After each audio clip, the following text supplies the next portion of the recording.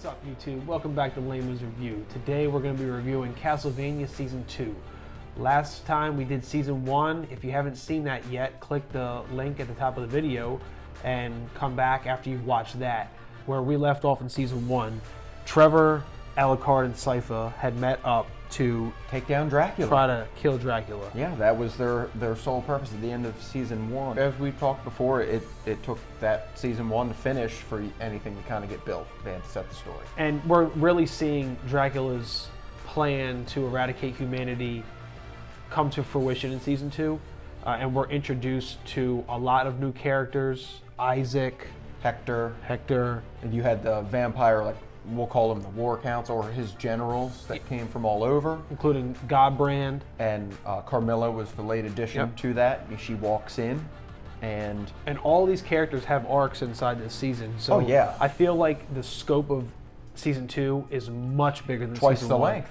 Yeah, exactly. It was 8 episodes, and well deserved. And you know, if four episodes earned it a second season, I can only imagine, as we see, that Season 2 opened Season 3 and to Season 4. Mm-hmm. So definitely with those new characters, and you had your originals. But I mean, how many storylines are we talking about by the end of this arc? There's the Trevor and Sypha story. There's the Alucard storyline. Which Trevor and Sypha, I'm not sure if they're doing if they're going relationship or just like the best buddies gig. I'm pretty sure they're trying to go down. I would assume it's going to be. Oh, he's trying to beat that up. Yeah, well, yeah, it says nudity in the top of the show when you're waiting for it to start, and I'm like, okay, well, I can only Every imagine. episode was like, am I going to see titties this episode? I'm sitting on the edge of my seat. Get naked, you strange whore! So speaking of the story, was there one that you were invested in more than the others all the way through? Yeah, all the way through. I was going to say, as soon as I met Hector and Isaac, those were the two humans that wanted to see all the humans die. You know, they really aligned themselves with Dracula, and they really saw it from his point of view that he was doing right for the world. And by killing humanity? Yep, because they are the plague, they're the pets, they're the Thanos farm state of animals. mind, man. Both of their backstories I thought were pretty good. All Hector wanted to do was reanimate dead pets. Yeah. And his childish ideas is what he was stuck in childhood, as Dracula and Isaac discussed.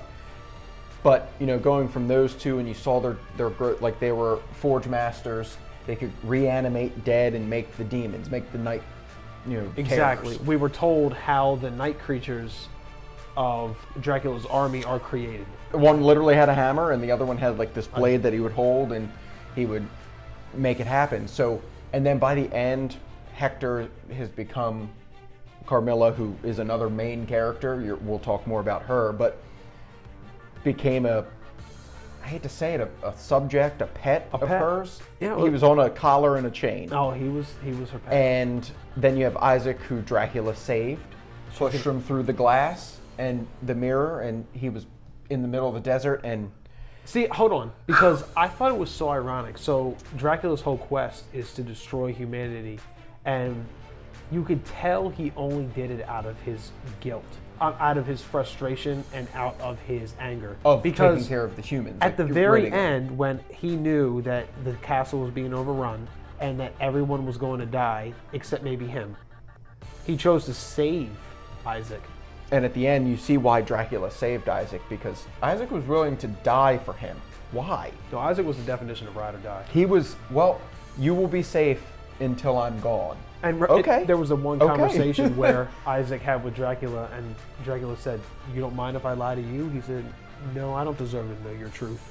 I'm just going to back you no matter what." That was good. That's the definition of just a ride or die. So he saved him, ends up in the desert. But that's the thing, though, because Or, I don't know if saved him. I think that Hector was as loyal to Dracula in his own way. No, not at all. Because he was his faith and his following of Dracula was wavering, because he allowed Carmilla to get into him. Isaac didn't give it the time of day. What happened to Godbrand when he came in to tell Isaac of the plan? Man, Isaac, I didn't think Isaac was going to be killing anybody, especially Godbrand, because they had a. They're vampires, superhuman vampires. Well, there was that one scene when Godbrand was hunting. Yep. In the when woods, they went into town, and those dudes didn't stand a chance. Nope. Isaac with his mom's belt Like some spikies on it. beat his ass. Choked him out with it. So- choked him out, and then stabbed him, and let his dust trickle over the valley. I really like the conversation between Isaac and Hector. I love the analogy. He referred to them as cats. They're always fighting. They're always bickering. They're always worried about like their food supply. And Oh my God, I that's just all thought they're I about. think it was a really enlightening conversation, because that's where I'm telling you that I don't think he was disloyal to Dracula. He wanted to meet Dracula's demand, but he wanted to be humane. Isaac just said, no, kill them all. Right. Oh, yeah, that's true. Okay. And I appreciate that, Me too. because it's different ways that you could follow somebody. You could want to follow somebody's plan and not necessarily agree with the methodology of how they want to do it. And I still think that means you're loyal. It just means that you're trying to take things from a different perspective while trying to also go in line with the plan. Maybe it wasn't 100% Hector's idea to do it, because then you have the other character of Carmilla. Carmilla didn't care. She had her own plans as she killed her husband, who turned her. I think it was to a her old vampire. master. I don't Or think master, or was it her however that husband? works. Threw him off the edge. Cool. She took over, and this was years ago. But now you have her, so you brought in her, Hector and Isaac, and you had the War Council, Godbrand mainly, because the show focused on him. The other two, I don't even think the other group talked. They had some but action once or scenes. twice. They That had was a it. fight, and then they died. Yep, and Godbrand pushed the story along, and then he died. He overstayed his welcome. Service purpose. Yep, and then, so you had the vampires getting ready to take out the humans. You had Trevor, Sypha, and Alucard trying to get to Dracula, and you had the big scene where Sypha, you saw how strong she can be. She transported the castle That's pretty wild, too. on top of the Belmont estate, we'll say, and all that, because it was fighting, and she, as a reference for the show, she broke the machine. She broke the castle because she fought it so hard, and it was trying to keep up with her, and it ended up where she wanted it, but now it'll never transport again because of the technology that's there. She broke, and as Trevor and Alucard joked about it. Oh yeah, he was like, oh yeah, so we're gonna say she broke it. Yeah. One of the character arc to me that was the best, it would probably be Dracula, and just seeing how Alucard referenced it. It's like the world's longest suicide note. It's been a year. He died when Lisa died. And you could And see he was that right. as the Right. season goes on, he just devolves further and further and further. He lost it, which is fine because he had no reason. He found one person that he could be in love with and, spend forever with until she got older. He turned her, but she was gone. when Carmilla pressed him on that, I thought he was going to beat her Yeah, ass. you're right. And I thought, why wouldn't you do that? Maybe she didn't want to and you respect those wishes, but at one point, you're getting past the age, I'm staying, let's say 40, 35, or however old Dracula was, and then the person I'm in love with is aging and now 80. We should have fixed this problem about 20 years, 30 years ago. Yep. And, but you do see Dracula go full circle. He started off as he lost his mind. He, wanted everybody dead. But then by the end, you have him fighting Alucard and realizing it's his son. And there's a lot of like, all right, so Dracula's he's just full of rage for that year or 2 years, however it's been. He was just full of rage. And now it's wearing out. And bleeding that into the animation, I just really think that over season one, it was like an order of magnitude better. One of my biggest things about season one was the animation. It was tough to watch. It wasn't so fluid. It wasn't sharp. It wasn't anything that we see nowadays. Then season two came. They fixed that problem in one episode. Well, the fight scene at the end with Alucard and Dracula, I thought that was animated beautifully. He created that big, molten fireball and threw it down the hallway, and all three of them fought to push it back on him. I thought it was so badass. By the end of it, he beat Alucard back to his childhood room, and then as soon as he recognized where he was like, look, I'm done.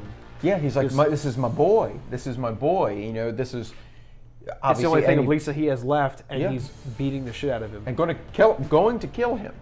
So I really appreciated the arc of Dracula, and the show. You think going into it, Dracula's going to be a main part of it, and then at the end, they kill him. He's done. So and in what way? Can I tell you the most basic way a vampire's killed? You're stabbed with a piece of wood. Well, I think it's more important than how he died. It was the context of it. Him dying. I honestly, I'm watching this as we film it, and I'm sitting there like, okay, the whole reason I thought the show existed is now dead. Look, That's what I thought. Okay, so where are we going? When it ended, you go, I thought Castlevania and vampires were like, and Dracula was kind of intertwined. From episode 1, he was the problem. All the way to the end of season 2. Not being predictable is the sign of good writing. Because if I can predict where you're going with it, that's not fun for me. The only semi-predictable one would be Carmilla. You know, she wants to take over, and I think she's going to follow through with the initial plans of taking out humans or subjugating them. So you liked it more than season 1? My God, I'm ready, and I had to stop watching the show so I could, you know, get my mind straight after what I saw in season 2. But I was ready to keep going, to just let it roll because it ended so good. Even the last episode was a calming episode. You had a lot of action in the second to last episode. Yep.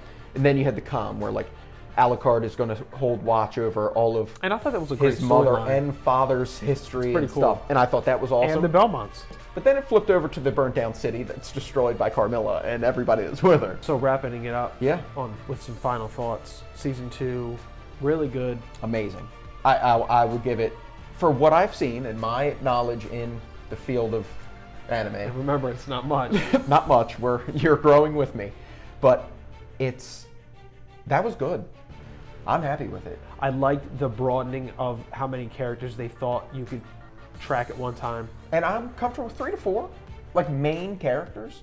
It's not Game of Thrones level, but it definitely. No, Game of Thrones had too many. Yeah. But 3 to 4 of storylines. That's why you combine Trevor and Sypha, and Alucard technically were one.